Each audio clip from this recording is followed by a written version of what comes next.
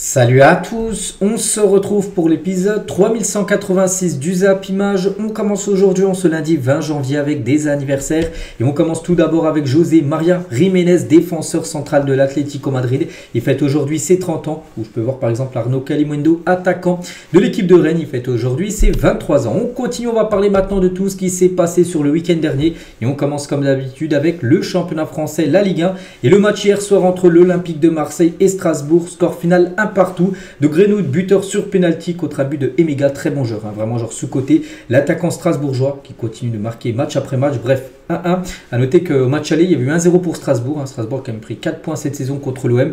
C'est la seule défaite de Marseille à l'extérieur cette saison, ça avait été à Strasbourg, mais ils n'ont pas réussi à les battre cette saison. Bon bref, un partout. Pourtant Marseille comme hier a eu plus d'occasions, donc déjà plus de possession, plus de tirs. Bon, les tirs cadrés sont pareils, Marseille était un peu plus efficace devant les buts, aurait certainement gagné la rencontre et du coup ça reste comme un point très frustrant bien sûr pour l'équipe de Marseille et ça fait la une du journal Équipe avec ce mot frustré parce que Marseille méritait certainement mieux, méritait peut-être la victoire, mais voilà, à la fin du compte nous ce qu'on retient c'est le résultat et le résultat est de 1 point pour chaque équipe et Roberto De Zerbi agacé après ce OM Strasbourg on méritait de gagner. Il y a plein de matchs où des fois des équipes méritaient de gagner mais elles n'ont pas gagné, des fois pire, des fois tu peux même perdre alors que tu méritais de gagner, donc là Marseille prend quand même 1 point, mais voilà il faut être plus efficace, c'est ça dans le football, marquer plus que ton adversaire. Hier personne n'a réussi à marquer plus que l'autre et pour Pablo Longoria, donc lui surtout il a parlé de l'arbitrage parce que pour lui c'est encore un scandale l'arbitrage hier, il faut dire stop donc scandale, main sur le dos, grosse occasion de but, je ne comprends pas jusqu'à quand ça va continuer,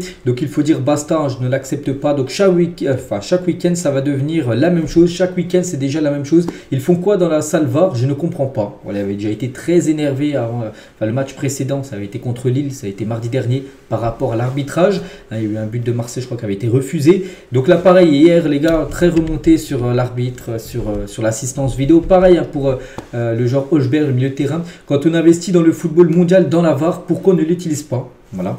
Et même pour Balerdi, lui aussi, il peste contre l'arbitrage hier. Ça fait beaucoup, non Donc ils ont fait plus de 1000 fautes et l'arbitre dit rien. Il siffle que quand c'est nous. Voilà, donc hier, beaucoup de joueurs, même les dirigeants de Marseille, très remontés sur l'arbitrage, que ce soit l'arbitre principal ou bien sûr ceux qui sont à la VAR. Et pour parler maintenant un peu plus football, donc Balerdi, bon il dit ça, mais Balerdi il a réalisé encore un match très compliqué, c'est pourtant comme le capitaine de l'OM, une note de 3/10. Par rapport à sa performance, donc un match plus que moyen. Et Emega, j'ai dit un attaquant strasbourgeois qui je pense ira certainement ailleurs l'été prochain, qui pourra viser bien sûr une top équipe. Donc une note de 7/10 par rapport à sa performance. Et Emega, tiens, à propos de Leonardo Balerdi, il a dit c'est un petit pour moi. Voilà ce qu'il a pu le dire à la fin de la rencontre, l'attaquant strasbourgeois. Concernant le meilleur joueur du match, c'est lui, c'est Robinho Vaz. Vous dites, mais qui est ce joueur? Donc c'est déjà un tout jeune joueur. Tiens, je me souviens, j'en ai parlé je crois ce week-end. Je ne le connaissais pas il y a encore quelques jours. Et là, j'ai appris à le connaître il y a quelques jours. Puis là, j'ai vu un peu son match hier. Les gars, c'est une pépite, c'est un crack. Il joue avec l'équipe B de Marseille. Hier, il a commencé remplaçant, il est rentré en cours de jeu. Et c'est lui qui a remporté le prix d'homme du match. Il a 17 ans et 337 jours. Il a fêté ses 18 ans là, dans un mois. Et premier match est déjà un trophée d'homme du match pour Essilor. Donc trophée Essilor, c'est le trophée, il s'appelle comme ça, pour Robinho Vaz. On a un nom à surveiller, les gars, cette jeune pépite, vraiment très très prometteur. Peut-être Marseille tient son crack. Voilà, donc on va le surveiller de près, bien sûr, ce tout jeune joueur. Et on va parler de Greenwood, parce que Greenwood a été buteur, parce que Robinho Vaz a obtenu un penalty. Il y a eu penalty, c'est lui qui a provoqué la penalty. Bon, il n'a pas tiré, c'est Mason Greenwood. Et Greenwood a marqué et il est devenu le meilleur buteur de la Ligue 1. L'Anglais a inscrit donc hier soir son 12e but de la saison. Donc félicitations à Greenwood. Et on peut voir qu'il a reçu également son trophée du joueur du mois de décembre en Ligue 1. Il l'a reçu hier avant la rencontre.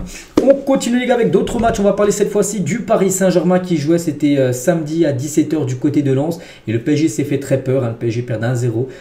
Enzola était buteur côté lensois avant que Fabien Ruiz à l'heure de jeu égalise et que Barcola en toute fin de match à la 86e mette un deuxième but et du coup victoire du Paris Saint-Germain 2-1 du côté de Lens. Donc très belle victoire, bon ça a été compliqué, regardez les stats, ça a été très serré, bon un peu plus de possession côté PSG et ça tourne en faveur du Paris Saint-Germain qui a été plus efficace que l'équipe de Lens. Et la une du journal L'équipe aujourd'hui, donc Paris prend son élan, voilà donc par rapport aussi à la série de matchs là qui arrive pour le PSG, n'oubliez pas qu'on est lundi, après-demain il y a le match contre City, donc voilà il fallait gagner pour avoir le plein de confiance avant ce match, chose faite par les Parisiens. Et c'est que le PSG actuellement dans une série quand même très en forme, 8 victoires d'affilée pour le Paris Saint-Germain. Donc Salzbourg, Lyon, Monaco, Lens, Monaco, Saint-Etienne, Espali et Lens. Voilà, donc prochain match, je dis, c'est Manchester City qui est aussi dans une très bonne série actuellement. Donc ça sera une belle partie de football l'après-demain. Et on va parler nous de Bradley Barcola parce que depuis son match contre Espali où il a été buteur et passeur D, donc hier, enfin avant-hier contre Lens, buteur et passeur D également. C'est vrai que ça a beaucoup mieux là sur les 2 derniers matchs pour Barcola. Mais un petit rappel, avant les 2 matchs là, jusqu'au 8 novembre dernier, c'était même avant le match contre Salzbourg, parce que Salzbourg là c'était début décembre, il n'a ni marqué 0 but, 0 passe D. Et là sur les 2 derniers matchs, il a marqué 2 buts, 2 passes D. Donc voilà, c'est le réveil.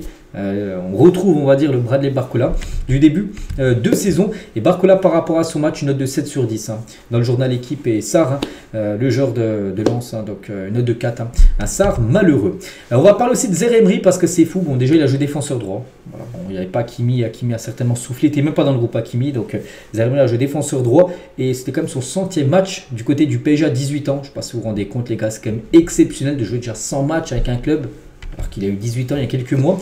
Et tiens, juste quelques infos sur Warren Zaire Emery. Donc tout d'abord, il a signé son premier contrat pro avec le PSG le 15 juillet 2022. Alors qu'il avait seulement 16 ans. Donc le 6 août 2022, première minute en pro avec le PSG à 16 ans et 151 jours. Zaire Emery fait ses débuts contre Clermont, victoire 5-0. Et devient le plus jeune joueur évolué en match officiel avec le club du côté du PSG. Donc record battu par Ibrahim Mbaye il y a quelques semaines. Donc le 1er février 2023, donc là il y a à peu près 2 ans, il marque son premier but avec le PSG contre Montpellier, victoire 3. À 16 ans et 330 jours, il devient le plus jeune buteur de l'histoire du PSG en championnat. Ça n'a pas été battu depuis. Zaire Emery toujours, donc avec des autres records. Donc le plus jeune joueur de l'histoire a débuté un match de Ligue des Champions, élimination directe. Voilà. Le plus jeune joueur de l'histoire de la Ligue des Champions a délivré 2 passes D en un seul match. Il est aussi le plus jeune buteur de l'histoire du PSG en Ligue 1. Et voilà, seulement 18 ans, c'est un palmarès pas mal, déjà 2 Ligue 1 remportés, 2 trophées des champions, une Coupe de France, meilleur espoir de la Ligue 1 et dans l'équipe type de la Ligue 1. Voilà déjà ce qu'est Zaire Emery. Pourquoi on parle de tout ça, toutes ces infos là? Parce qu'il a déjà joué son 100e match du côté de Paris à seulement 18 ans. C'est quand même exceptionnel. Bref, voilà ce qu'à dire sur le Paris Saint-Germain avec cette belle victoire à Lens. Lens, c'est un peu compliqué cette saison, ils perdent beaucoup de matchs. On continue, tiens, ils avaient perdu le dernier coup, le match avant, enfin il y a 2 semaines, ils avaient perdu contre Toulouse. Ils avaient perdu 1-0. Ils ont enchaîné 2 défaites à Lens. Mais cette fois-ci, on va parler de Toulouse qui jouait du côté de Lyon. Et Toulouse prend un bon point. Voilà, 0-0. Pourtant, Lyon, c'était le match de la réaction, le match du pardon par rapport à l'élimination contre Bourgoin-Jallieu en Coupe de France, mais ils n'ont pas réussi à marquer ni l'un ni l'autre et du coup aucune équipe fait la bonne opération, enfin peut-être si Toulouse qui prend quand même un point à Lyon, mais Lyon fait du surplace avant l'Europa League, bien sûr pour eux. Ça sera jeudi. Et l'hommage des supporters lyonnais pour leur portier légendaire Anthony Lopez, qui est parti maintenant du côté de Nantes. Il est parti en tant que légende, il est resté plus de 15 ans au club. Il y a un magnifique tifo avant le coup d'envoi hier. D'autres rencontres, il y a également un match nul, mais là un partout. Reims contre le Havre, 1-1. Alors, entre ces 2 équipes, voici les buteurs de la partie. Là aussi, ça s'est fini aussi sur un match nul, un partout entre l'AS Saint-Etienne et Nantes. Lors de cette rencontre, Saint-Etienne a eu beaucoup de tirs, 12 tirs, mais seulement 2 tirs cadrés. Et un but marqué. Et encore une fois, le football populaire a été assassiné. Tient-on une piste, donc les Ultras de Saint-Etienne s'en prennent une nouvelle fois aux décisions de la Ligue qui a encore fermé le virage. C'est que cette saison, Saint-Etienne, j'ai l'impression que tous les matchs, ils jouent avec... Bon, il y a des spectateurs le long, enfin des tribunes le long du terrain, mais derrière les buts, il n'y a jamais personne parce qu'à chaque fois, ils sont sanctionnés. Et en gros, ils ont fait ce tifo-là. Enfin, c'est même pas un tifo, c'est un truc comme s'il y avait eu un meurtre en gros. Du côté, la fois que les supporters Saint-Etienne étaient assassinés, en gros, par la Ligue et les directions qui prennent. Angers contre l'AG Auxerre, belle victoire de Angers 2-0 avec un but de Le Paul, qui est un Le Paul qu'on va parler juste après. Donc voici tout d'abord les stats, des stats serrés, mais ça tourne en faveur de Angers. Et le meilleur buteur français en 2025 depuis le début d'année, là, il y a un jour, et ben c'est lui, c'est Esteban Le Paul, est en feu. Donc il a déjà marqué, ça fait combien? Ça fait déjà 5 buts, et c'est lui le meilleur buteur, devant les Mbappé, devant tous les autres joueurs français qui ont pu marquer également en 2025. Donc voilà, c'est ce tout jeune joueur du côté de Angers. Rennes contre Brest, et c'est Brest qui fait une très bonne opération s'imposant dans 1, donc ça c'est très bon avant de se déplacer. Ça sera en Allemagne pour jouer contre le Shakhtar, ça ne pourra pas se jouer en Ukraine bien sûr, je vous parle de la Ligue des Champions. Donc voilà, parfait bien sûr pour Brest. Donc c'était samedi bien sûr à cette rencontre pour les stades. Pourtant c'était dominé par Rennes, les gars, regardez, Rennes a eu plus de tout que Brest. Regardez, 604 passes contre 289 pour Brest, 22 tirs pour Rennes, 10 seulement pour Brest, 9 tirs cadrés pour Rennes, 3 cadrés seulement pour Brest, mais avec 3 tirs cadrés Brest, ils ont mis 2 buts.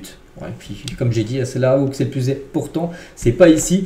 Et c'est Brest qui réalise la bonne opération. Et Rennes continue de patauger vraiment dans une saison très compliquée. Et les supporters de Rennes en colère, pas mal de banderoles ont été déployées. Nous aussi, on a fait un audit du club. Un club mal géré, un effectif mal pensé, des branquignoles trop limités. C'est donc ça le nouveau Stade Rennais. Tant d'années sabotées en quelques mois, qui doit-on remercier pour cela? On dépense des millions et on n'a toujours pas la moindre émotion. Et passer d'un club européen à une élimination contre l'ogre troyen, parce qu'il y a quelques jours, on fait éliminer 1-0 contre 3, une équipe de Ligue 2. Donc voilà, toutes les banderoles qui ont été déployées au courant de ce match en plus ont perdu. Donc c'est ça qu'à Rennes actuellement, c'est très compliqué pour Jorge Sampaoli. Et du côté de Brest, donc victoire parfaite, victoire 2-1. Pourtant ils n'ont pas eu beaucoup de tirs, 3 tirs cadrés, ils mettent 2 buts. Et ils ont encore marqué à l'extérieur de la surface. Et face à Rennes, les Brestois viennent d'inscrire quand même leur 8e but à l'extérieur de la surface cette saison. C'est une équipe qui prend souvent sa chance de loin. Et souvent, ils sont récompensés. Du coup, tous les résultats de cette journée de Ligue 1. On avait parlé aussi de Montpellier qui s'est imposé 2-1 contre Monaco. La victoire de Lille 2-1 contre Nice. On avait parlé samedi avec les matchs ont lieu vendredi.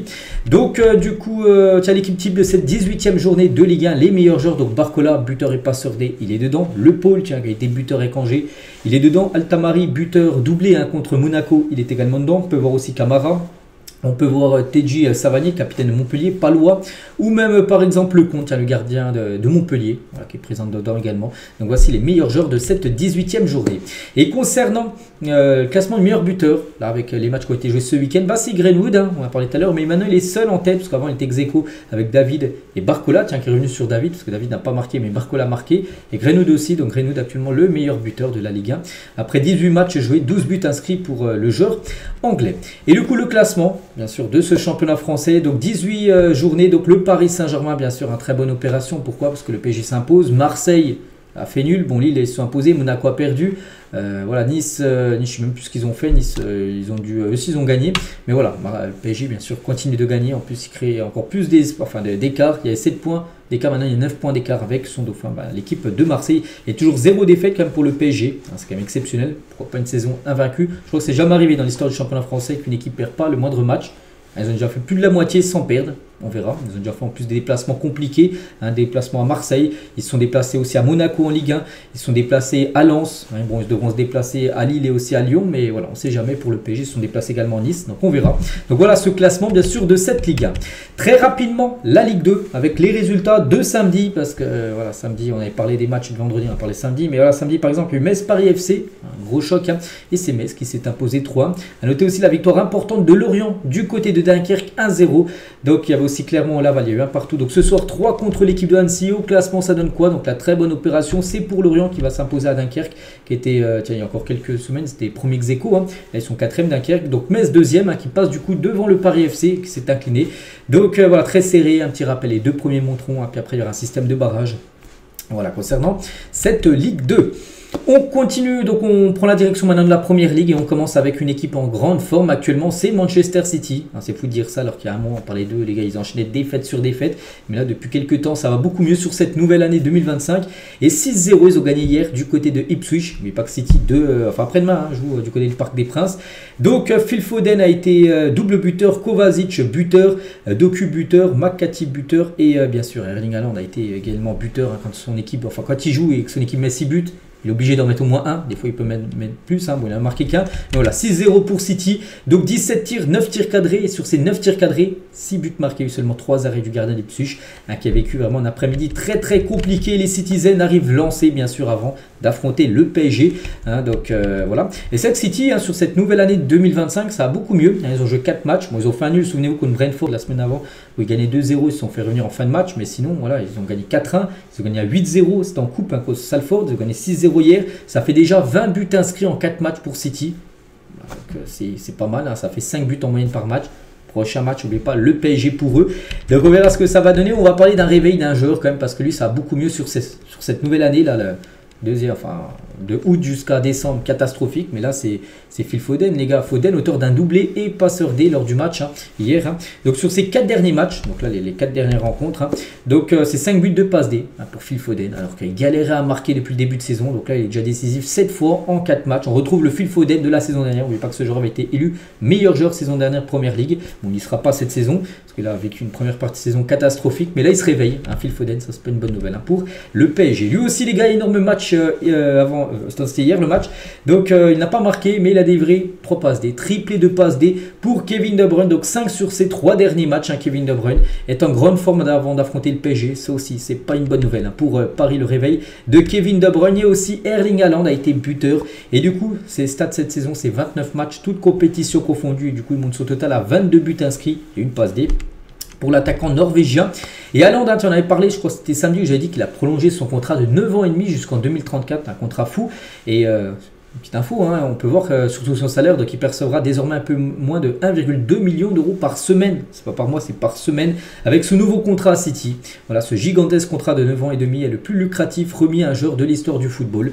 Bon, après, je crois que celui de Ronaldo, je crois que lui c'est 3 millions. Cristiano Ronaldo, je vous parle, 200 millions d'euros par an. Du côté de Nasser, c'est 3 millions, mais peut-être qu'il y a les droits d'image compris dedans, mais en salaire pur que le club verse. Et ben, c'est peut-être Erling Haaland, en gros, qui a le plus gros contrat sportif, enfin d'un joueur de football en gros, 1,2 million d'euros par semaine. C'est quand même exceptionnel le salaire bien sûr de Erling Haaland. Et tiens, toujours avec City, parce qu'on a appris également la signature officielle de Kusanov, les gars, il a rejoint cette équipe, l'ancien joueur de Lens, ça y est, il signe du côté de City, il portera le numéro 45, donc voilà, bonne chance bien sûr à Kusanov pour le sourire bien sûr de Pep Guardiola avec l'arrivée de l'Ouzbek. Il devient le premier Ouzbek à évoluer en première ligue. Du côté, il y a toujours de City, on continue avec eux parce que là le programme va être costaud. C'est que là ils ont gagné 6-0 hier contre Ipswich, mais regardez les prochains matchs pour eux. Donc déjà après-demain, ça sera bien sûr le PSG. Le 25, donc 3 jours après, ça sera la réception de Chelsea. Ensuite, il y aura Club Bruges en Ligue des Champions.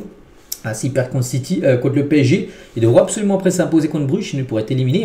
Mais pas que City a 8 points dans la poule unique des 36 équipes là, Ligue des Champions, et le PSG a 7 points. Donc, les équipes s'espacent seulement d'un point, donc c'est pour ça qu'ils devront absolument gagner. Donc après, ils se déplacent à Arsenal. Bon, après, il y a un match de coupe. Après, ils ont Newcastle, Liverpool et Tottenham au programme. Donc voilà, là, City va avoir vraiment du très lourd là, sur le prochain mois. Bref, on continue, on va parler d'une autre rencontre. Contre une autre équipe, on va parler de Liverpool, les leaders.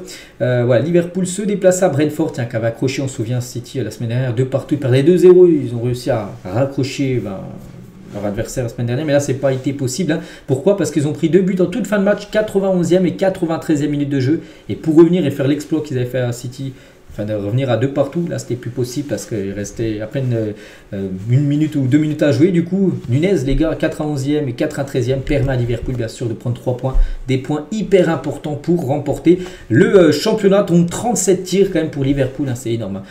37 tirs, donc 8 tirs cadrés et 2 buts marqués. N'oubliez pas que Liverpool joue contre Lille, à Lille qui n'a plus perdu depuis le 17 septembre dernier. Ça fait 3 mois qu'ils n'ont pas perdu Lille.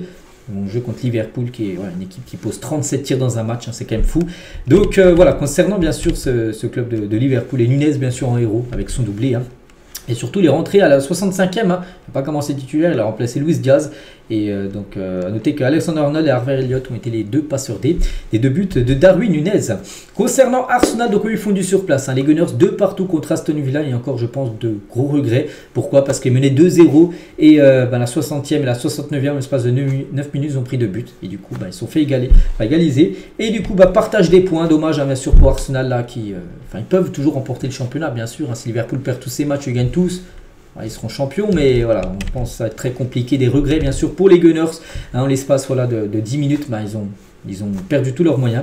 Et du coup, ils se sont fait revenir par rapport à cette belle équipe d'Aston Villa, mais qui a été totalement prenable quand même pour l'équipe d'Arsenal. Et surtout aussi d'un gros coup dur, parce que lui, il n'est plus là. Et ça, c'est un gros souci. Ça sent mauvais pour William Saliba, il n'a pas joué. Il était blessé, c'était blessé avant le match. Donc touché à l'ischio-jambier. Donc l'ischio-jambier, c'est derrière la cuisse, c'est peut-être une pointe, c'est musculaire, ça sent pas bon. Et il dit, on est très inquiet, vraiment très inquiet. On aura plus d'informations, il va refaire un examen pour savoir combien de temps il sera disponible. Un petit rappel, Saliba, regardez les derniers matchs. Donc là, il n'a pas joué contre Aston Villa. En plus, ils ont pris 2 buts. Regardez tous les derniers matchs, jusqu'à par exemple le 17 novembre, même avant, avant, c'est pareil, 90 minutes à chaque fois. Il joue tous les matchs, jamais blessé. Et là, il est blessé pendant on ne sait pas combien de temps, Saliba. Ça, bien sûr, c'est une catastrophe pour les Gunners. On va parler de Nottingham Forest, équipe vraiment surprise du côté de la première ligue. Ils jouent contre Southampton et victoire 3-2 de Nottingham Forest. Vraiment un club fou quand même cette équipe. Les gars, ils enchaînent victoire sur victoire. Ils jouent les derniers. C'était un peu compliqué, mais ils ont gagné. C'est bien ça le plus important. Donc voici les stats de la partie. Et Nottingham, donc 3e de première ligue à égalité avec Arsenal, est à 6 points de Liverpool. Voilà, donc la série du moment. Voilà. Et à part le nul contre Liverpool, ils ont quand même fait nul contre Liverpool. C'est quand même un très bon résultat. Sinon, ils ont tout gagné. Donc, voilà, Manchester, Aston Villa, Tottenham, Brentford, Everton, Wolverhampton, ils ont tout gagné. L'équipe de Nottingham Forest, une autre équipe aussi qui est vraiment surprenante, qu'on n'attendait pas du tout. On n'attendait pas Nottingham, on n'attendait pas non plus Bournemouth, les gars, qui s'est imposé quand même 4-1 à Newcastle. Newcastle restait sur 9 victoires d'affilée. Newcastle, voilà, c'est quand même un gros morceau. Ils en ont opposé 4 dans leur stade de Newcastle, où c'est un stade où c'est compliqué d'aller jouer chez eux. Donc Kluivert, les gars, auteur d'un triplé. Justin Kluivert, l'ancien joueur de Nice. Donc Guimaraes a été buteur côté Newcastle, mais bon, ça n'a pas suffi. Donc voici les stats de la partie. 19 tirs, 10 tirs cadrés pour Bournemouth, 4 buts marqués. C'est une redoutable équipe aussi. Cette équipe de Bournemouth qui enchaîne quand même un 11e match consécutif sans défaite. C'est vrai qu'on ne pensait pas eux ni à Nottingham, mais c'est vrai que c'est deux équipes surprises comme actuellement du côté de l'APL. Et concernant Justin Kluivert, bien sûr, homme du match, un triplé face à Newcastle. Donc 6e, 44e et à la 92e minute de la partie. Donc c'est simple cette saison, toute compétition confondue, c'est 23 matchs. Et déjà son 10e but inscrit. Et 3 passes D, certainement la meilleure saison de sa jeune carrière pour le jeune Justin Kluivert. On va parler d'une équipe cette fois-ci qui déçoit. Bon, c'est une surprise, mais dans le sens inverse, voilà, qu'elle est mal classée. C'est Manchester United qui joue contre Brighton et défaite 3-1 de Manchester United. Donc Bruno Fernandes a été buteur à la 23e, mais après ils ont pris pas mal de buts. Mitoma et Rutter, attaquant français, qui a également été buteur, qui a été buteur dans ce match. Donc voilà, 3-1 pour Brighton, c'est simple les gars, regardez le match catastrophique de Nana. Il va falloir changer de gardien à Manchester. 3 tirs cadrés pour Brighton, 3 buts marqués. En plus, une énorme boulette. Je crois plus sur quel but, le premier et le deuxième. Mais voilà, 3 tirs cadrés. Aucun arrêt. J'aurais gaulé pareil, j'aurais pris autant de buts. Parce que je ne suis pas gaulé, donc j'aurais pris certainement 3 buts. Mais Onana a pris également 3 buts. Voilà, 3 tirs cadrés, 3 buts. Donc voilà, donc Manchester United, c'est un tir cadré. Bon, ils ont également marqué ça avec toutes les frappes cadrées ont fait au fond des filets. Un tir cadré, un but pour Manchester. 3 tirs cadrés pour Brighton. 3 buts pour Brighton. Aucun arrêt quand même des deux gardiens hier. Mais bon, c'est Brighton qui réalise bien sûr la très bonne opération parce qu'ils ont plus tiré et plus marqué que Manchester United et Ruben Amorim. C'est vrai qu'on se souvient au Sporting, tout se passait bien, 11 victoires d'affilée, tout ça, mais à Manchester, il n'arrive pas, même tu mets je sais pas quel entraîneur, je sais pas s'il arriverait à redresser cette équipe, peut-être la pire équipe de l'histoire de Manchester United, voilà ce qu'il a dit, il faut reconnaître. Voilà, c'est une catastrophe totale cette équipe de Manchester et Amorim a quand même perdu plus de la moitié de ses matchs en première ligue. Il est arrivé il y a à peu près 2 mois. Donc en gros, c'est déjà 12 matchs qu'il a dirigé, déjà 6 défaites. C'est beaucoup. Donc c'était plus arrivé depuis 1893. Non, c'était pas en 1993, c'est 1893, il y a plus de 130 ans. Voilà, donc c'est une catastrophe absolue les gars. C'est une saison historique en termes de médiocrité pour cette équipe de Manchester United. Et Brighton, on va parler d'eux parce qu'ils ont quand même gagné. Brighton a remporté quand même 3 fois d'affilée un match du côté d'Old Trafford. 3 matchs consécutifs à Old Trafford en première ligue en gagnant pour Brighton, qui est vraiment une équipe qui arrive souvent à battre l'équipe de Manchester chez elle à Old Trafford. Et concernant l'équipe de Brighton, toujours un Mitoma était buteur, le japonais, et avec son but, 15 buts en première ligue, mais il est devenu le japonais le meilleur buteur de l'histoire en tant que joueur japonais avec 15 buts inscrits. Félicitations bien sûr à Mitoma. Everton contre Tottenham, victoire d'Everton 3-2 avec 3 buts inscrits, avec 3-0 à la mi-temps. Bon, et après ils ont marqué 2 buts, Kulusevski et Richarlison. Tottenham, ils n'ont pas réussi à faire la remontada. Ils sont arrêtés à un but pour revenir au match nul. Donc du coup 3-2 voilà pour Everton, très bonne victoire pour eux. Et Everton, ce qui est fou les gars, c'est avant ce match, voilà, ils ont mis 3 buts. Les 11 derniers matchs de première ligue, ils ont marqué seulement 5 buts. Depuis novembre, Everton a marqué 5 buts en 11 matchs depuis novembre. Avant le match là, puis là ils en ont marqué 3 en l'espace d'une mi-temps. N'oubliez pas qu'il y a un nouveau coach, David Moyes, qui a été désigné en tant qu'entraîneur. On peut voir que voilà, premier match pour eux. Et déjà ils arrivent à marquer, en plus ils gagnent cette équipe d'Everton. West Ham 0, Crystal Palace 2, avec un nouveau but même un doublé même de Jean-Philippe Mateta, l'attaquant français. Donc félicitations bien sûr à Crystal Palace, belle équipe aussi, Crystal Palace, malgré ils ont perdu Mikel Olise. Il continue bien sûr à gagner des parties 7 tirs cadrés pour Palace. West Ham les gars c'est 7 tirs mais 0 tirs cadrés. Match catastrophique niveau offensivement. Leicester 0, Fulham 2 les gars avec Smith Rowe et Adama Traoré, l'ancien joueur du Barça qui avait été prêté il y a quelques années. Donc les deux ont été buteurs côté Fulham. Les autres résultats, je crois que je parlais de tous les matchs du côté de la première ligue. Donc ce soir il reste Chelsea Wolverhampton pour clôturer cette journée. On parlera bien sûr du résultat demain et le classement. Donc Liverpool 50 points, Arsenal qui a vécu bien sûr un match nul.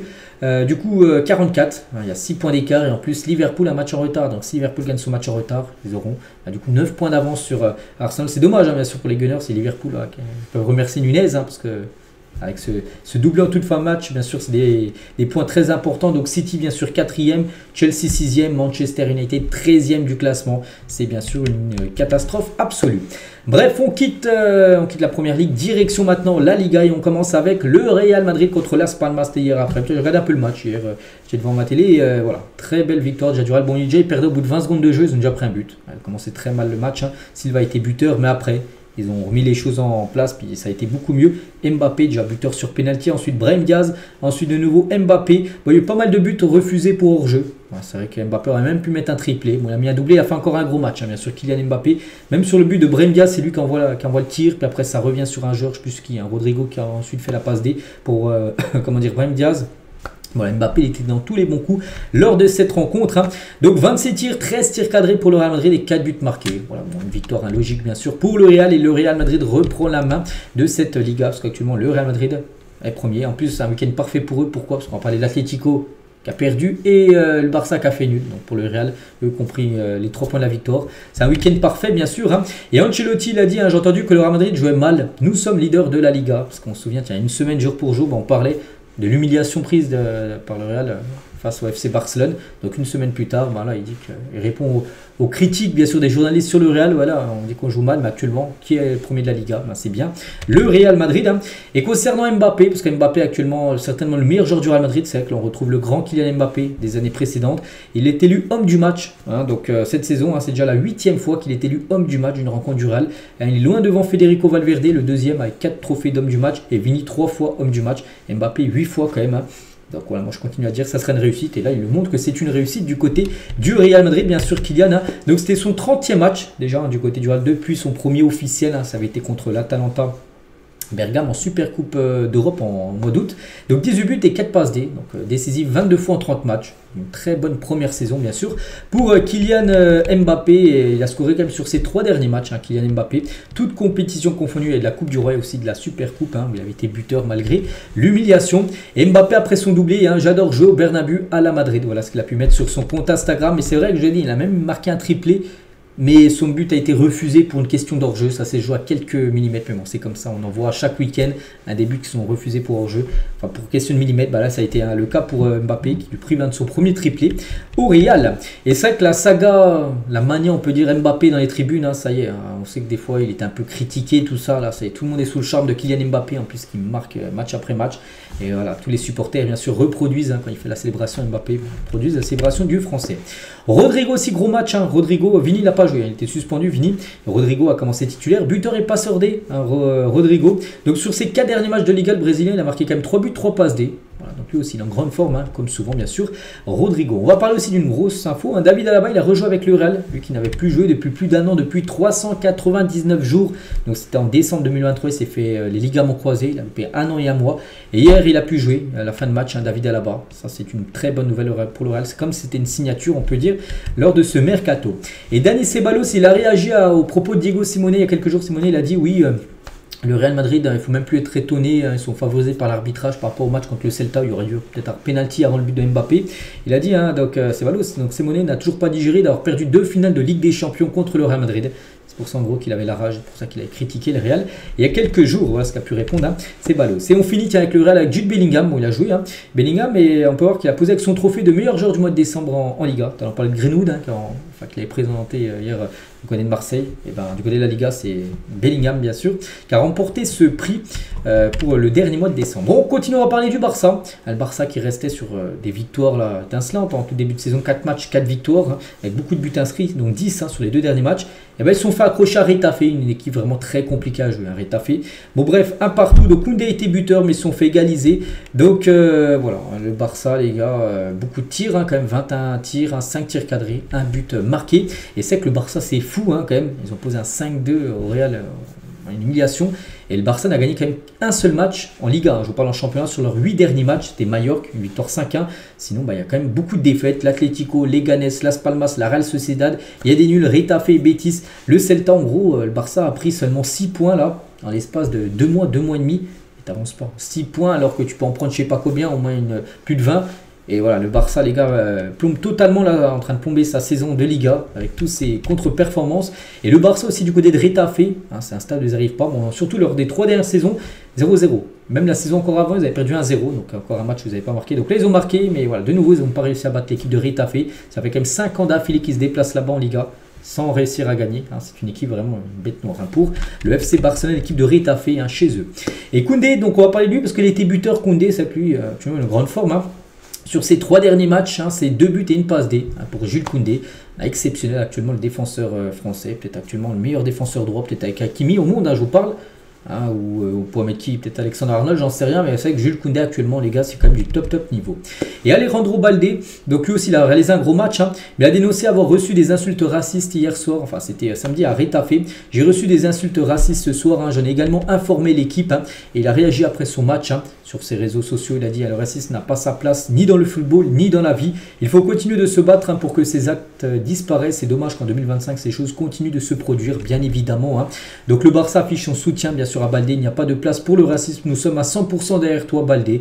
Donc voilà, on en parlait il y a encore quelques jours, c'est en Italie, cette fois-ci c'est en Espagne qu'il y a eu des propos. On espère que les autorités espagnoles, hein, vu que maintenant il y a plein de caméras dans le stade, identifient là où les personnes et qu'elles soient tout simplement sanctionnées devant le tribunal et qu'elle soit aussi sanctionnée de bannissement de stade. Et toujours avec le FC Barcelone, on va parler de Dani Olmo. Il est blessé, hein, donc la jambe droite est forfait pour la Ligue des Champions. Le Barça demain se déplace au Benfica, en Ligue des Champions demain soir, et pas de Dani Olmo, hein, qui est forfait pour la rencontre. Toujours tiens, avec la Ligue, on va parler de l'Atlético, hein, qui reste sur 15 victoires d'affilée. L'Atlético, c'est fini contre les Ganes, hein. Les Ganes, il y a un mois, ils ont battu le Barça, 1-0 chez le Barça, hein. Ils ont battu 1-0 l'Atlético, comme les Ganes, hein, qui a fait tomber comme des gros, hein, cette saison en Liga. Donc Nastasic a été l'unique buteur du match, hein. Griezmann, les gars, penalty à la 90e. Il a tiré à côté. Alors, ça a été dommage, hein. Et du coup, ça fait défaite de l'Atlético Madrid et ça fait les affaires, hein, j'ai dit du Real Madrid. Donc les Colchoneros n'ont pas su trouver la solution et mettre fin à leur série. C'est leur meilleure série de leur histoire, hein. 15 victoires d'affilée. Voilà, c'est un nouveau record du côté de l'Atlético. Il n'y aura pas de 16 victoires d'affilée, hein. Ils ont perdu chez le promu, l'équipe Leganés. Et Griezmann, hein, j'ai dit, hein, donc il a tiré à côté son penalty en toute fin de match, hein, à 90e, où il aurait pu bien sûr permettre à son équipe de ne pas perdre et de prendre au moins un point. Du coup, en Liga, tous les résultats, donc ce soir reste Villarreal contre Mallorca, hein, pour clôturer cette journée de Liga. Et le classement, la très bonne opération, c'est pour le Real Madrid, bien sûr.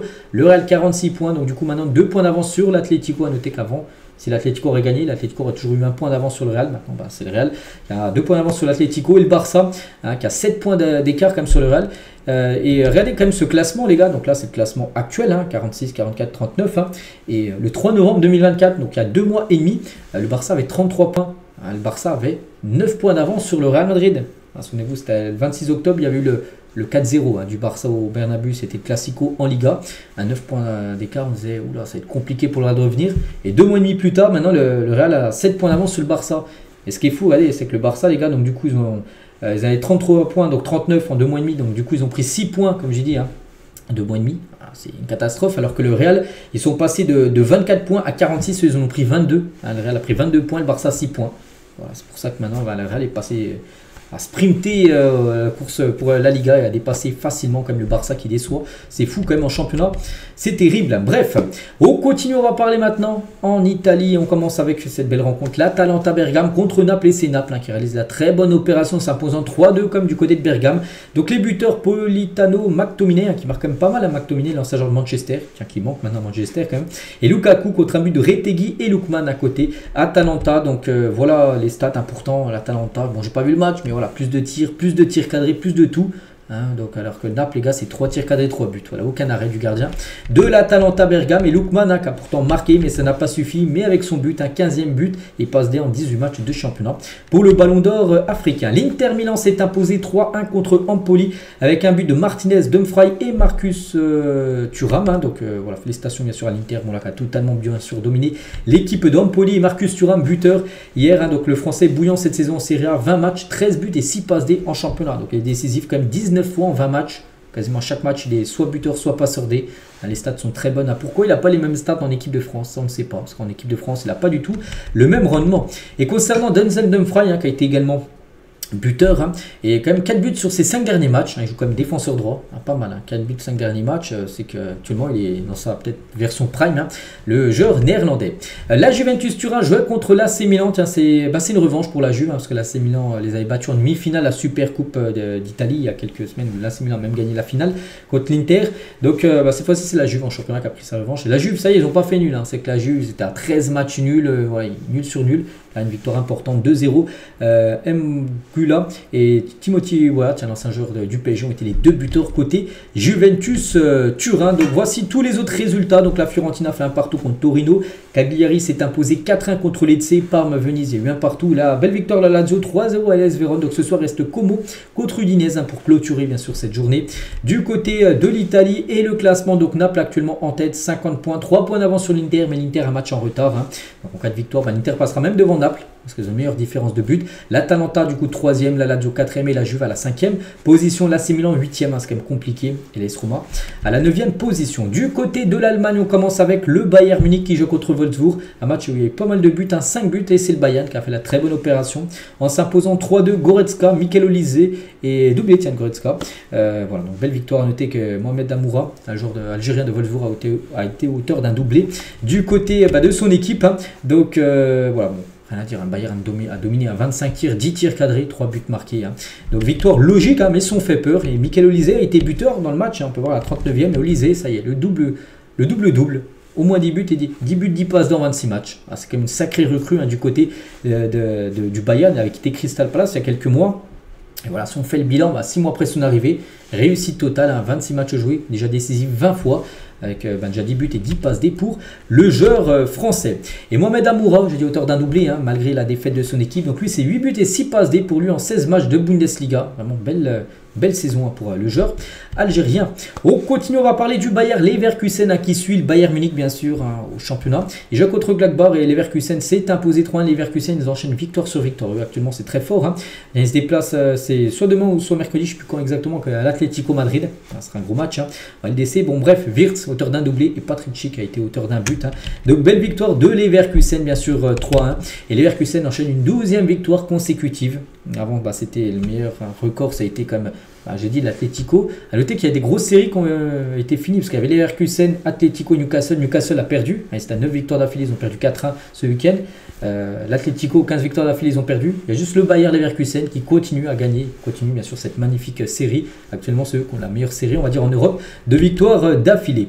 Et gros coup dur pour Martin Terrier, un ancien joueur de Rennes. Pourquoi? Parce qu'il a joué, bon, c'est pas ça le coup dur, mais c'est qu'il s'est blessé. Et en plus, terrible blessure, un déchirure du tendon d'Achille. Pour moi, cette blessure elle est pire que les ligaments croisés. Je l'ai eu personnellement. Kimpembe l'a eu en février 2023. Il y a bientôt 2 ans, il n'est toujours pas revenu. Donc voilà, c'est derrière le pied, en gros le tendon qui a été lâché, il va se faire opérer. C'est au moins 1 an, minimum 1 an d'indisponibilité. Donc voilà, fin de saison pour Martin Terrier. Il devrait même revenir début d'année prochaine. Donc grosse force bien sûr à lui. Bochum contre le RB Leipzig, 3 partout. Et une remontada dans ce match, hein, parce que Leipzig menait 3-0 à la 22e. Hein, le 10e, 13e, 22e, ils ont marqué 3 buts. Donc voilà, 3 buts en 20 minutes. On dit voilà, le match est plié. Non les gars. Boisdu, qui est un joueur, je crois, de Monaco, je crois il est prêt à Bochum. Hein. Il a marqué le triplé et du coup 3-3, c'est fou. Donc remontada, on peut dire. Hein, voilà, ce qui est fou, c'est qu'il y a 3 tirs cadrés de Bochum, 3 buts. Boisdu, voilà, il était ultra efficace lors de cette rencontre. Et du coup, c'est une remontada, bien sûr, pour cette équipe. Les autres résultats, donc Stuttgart s'est imposé 4-0 contre Fribourg. Union Berlin s'est imposé 2-1 contre Mayence, où le Werder s'est incliné 2-0 contre Augsbourg. C'était hier au classement, ça donne quoi? Ça donne. Il y a les creux, hein, il y a des sacrés creux. Le Bayern Munich 45, Leverkusen 41. Puis après, ça se détache. Francfort 36. Puis après, il y a Stuttgart 32. Donc Dortmund, un 10e, 25 points. Dortmund, ils ont déjà 20 points derrière le Bayern Munich. Bon, enfin, le titre, c'est fini, mais voilà, pour montrer comme l'écart, parce que le Dortmund et le Bayern, souvent, à chaque fois, on dit les deux gros clubs allemands. Maintenant, pour ajouter les Leverkusen en plus. Mais Dortmund, c'est quand même une saison catastrophique. Hein. N'oubliez pas qu'ils étaient en finale Ligue des Champions il y a encore quelques mois. Bref, voilà ce qu'à dire sur les 5 gros championnats européens. On continue, tiens, très rapide avec d'autres championnats. Hein, voilà, les championnats portugais aussi, avec des résultats. Tiens, le Sporting qui s'est imposé 3-0 à Rio Ave. C'était samedi avec un but, bien sûr, de Gyökeres. son 41e cette saison. A noter que le FC Porto s'est incliné contre Gil Vicente, c'était hier soir, hein, 3-1, et c'est fini pour le coach, hein, officiel Victor Bruno. Les gars, avec cette défaite, licencié, un nouveau coach va débarquer du côté de Porto. Et le classement, donc c'est le Sporting en tête devant le Benfica et Porto. Porto un peu décroché, bon il y a 4 points d'écart, mais voilà, le titre va se jouer bien sûr comme souvent avec ces 3 équipes là. Du côté de la Turquie, voici les résultats. Donc le Galatasaray, on avait parlé samedi, ils ont fait un partout, ils ont les jeux vendredi. Donc le Beşiktaş n'a pas fait mieux, 0-0 pour le Beşiktaş, où il y a qui aussi en belle équipe, le Fener, ils ont fait le taf. L'équipe de Mourinho se sont imposés 4-0 du côté de Adana. Demirspor reste un match, hein, ce soir Trabzonspor contre Sivasspor. Et au classement, le Galatasaray reste en tête devant le Fenerbahçe, le Beşiktaş actuellement la 6e position. Le classement, enfin tout d'abord les résultats du côté du championnat belge, non pas du tout, le championnat néerlandais, désolé. Donc le PSV s'est incliné, qui a 3-1, c'était samedi, qui Feyenoord a fait un partout. On peut parler de qui cherche l'Ajax, hein, ils sont là, voilà, l'Ajax s'est imposé 2-0, hein, c'était hier. Hein. Et le classement, donc le PSV, un point d'avance seulement devant l'Ajax, hein, voilà, qui est encore au contact. Pas que le PSV a commencé très fort, je crois qu'ils avaient fait 11 premiers matchs, 11 victoires. Puis depuis, ils ont un peu été accrochés, regardez la preuve, hein, ils ont perdu ce week-end et du coup l'Ajax est revenu au contact du PSV. Du côté de la Belgique, cette fois-ci, quelques résultats. La victoire d'Anderlecht 2-0, la victoire du Racing Genk 2-1, la victoire de Cercle Bruges 1-0 du côté de Dender. Hein. Et du coup, le classement, donc c'est le Racing Genk en première position devant Bruges et l'équipe de Union Saint-Gilloise. Et on finit les gars, juste avec une info concernant Léo Messi. Voilà, Messi, oui, il a rejoué au football. Messi, son dernier match joué, ça avait été le playoff perdu. Je crois qu'ils avaient perdu les quarts de finale, le dernier match officiel. Donc hier, c'était son premier match de pré-saison, parce que n'oubliez pas que le championnat américain, la MLS reprend dans un mois, à peu près fin février. Dans un mois, c'est le retour, première journée. Et là, c'était leur premier match amical. Ils ont fait 2 partout contre Club Américain, une équipe mexicaine. C'est joué au tir au but, il fallait un vainqueur, c'était un match amical, ils ont gagné 3-2 au tir au but. Mais Messi a joué et Messi a été buteur les gars lors de ce match. Hein. Ils ont joué avec leur sublime nouveau maillot extérieur, cette équipe de Miami où il y avait Suarez, il y avait Jordi Alba et il y avait Messi. Et Messi buteur et du coup il continue à marquer. Hein. Depuis 2005 jusqu'à 2025, à chaque fois il a marqué au moins un but lors de chaque année. Voilà, donc ça continue bien sûr cette série incroyable pour Léo Messi. Et on finit aujourd'hui les gars juste avec ça, parce qu'aujourd'hui, il y a plein d'infos mercato, mais je peux voir déjà 40 minutes. On parle seulement le lundi, voilà, des résultats du week-end. Toutes les infos mercato, il y en a beaucoup vous annoncer. Ça sera tout à l'heure à 17 h que je sortirai bien sûr sur ma chaîne BizBiz Mercato. Vous aurez toutes les infos. Il y a eu beaucoup de transferts, hein, même des transferts officiels depuis jeudi dernier, depuis la dernière vidéo. Parce que je sors une vidéo le lundi et le jeudi hein, sur cette chaîne Mercato. Donc voilà, donc n'hésitez pas bien sûr à vous abonner. Voilà les gars ce qu'il y a à dire. J'espère que ça vous a plu. On se retrouve nous demain mardi bien sûr. On parlera de la Ligue des Champions parce que demain soir c'est le retour de la Champions League. Bonne journée à vous et à demain.